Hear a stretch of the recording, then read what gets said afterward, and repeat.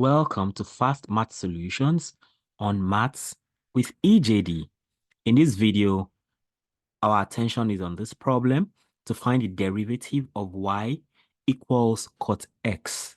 Find the derivative of y equals cot x.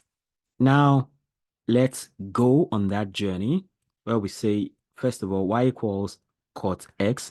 And you need to know what cot x is, right? Cot x is simply the inverse of tan. The reciprocal of tan. And we know that tan, okay, well, let's do it that way. Y is 1 over tan x. That's what cot x is. And then we know that tan is the same thing as tan itself is sine x over cos x.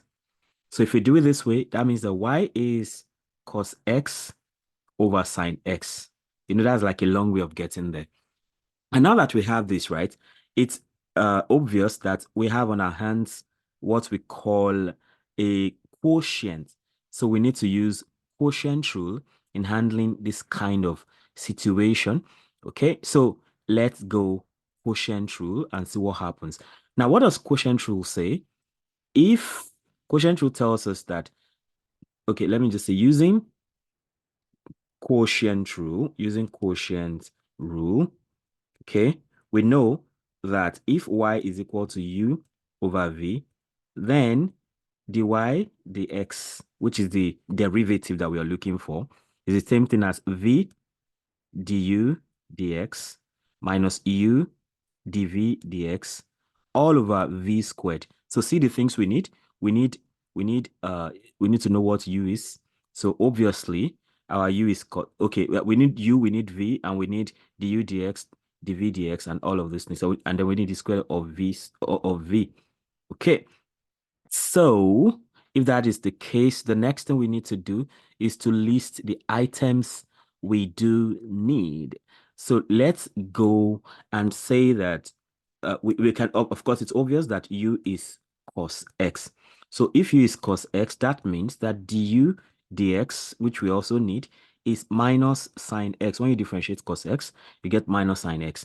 In the same way, of course, u is the numerator. The denominator now is v, which is sine x. And when you differentiate sine x, right, that's dv dx. And that is equal to cos x, okay? Differentiate sine, you get cos. Differentiate cos, you get minus sine. And now that we have all of that in place, then we can go and put everything together where we now say that dy dx is equal to, okay, for the sake of it, I just say v du dx minus u dv dx divided by v squared.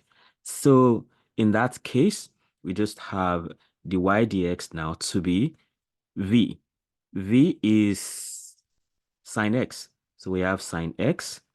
Du dx is minus sine x. So we have minus sine x. Then minus u. U is cos x. So we have cos x. Dv dx is also cos x. So we have cos x. And v squared, of course, you already know v is sine x. So we have sine x all squared. So now we tidy things up and we have dy dx equals minus sine squared x. When you multiply sine x and sine x, you have minus sine squared x. Then the other one is minus cos squared x. All over sine x raised to power 2 is also sine squared x. Okay, so that means that we have dy dx to be equal to minus into sine squared x plus cos squared x all over sine squared x. And of course, this is a very important moment in this process. You need to remember that sine squared x plus cos squared x is equal to 1, okay? So in that case now, we have dy dx is equal to minus 1 over sine squared x. And 1 over sine talks about the reciprocal of sine, and that is simply cosec. So 1 over sine squared x is the same thing as, okay, you have this minus, right? 1 over sine squared x is simply cosec squared x.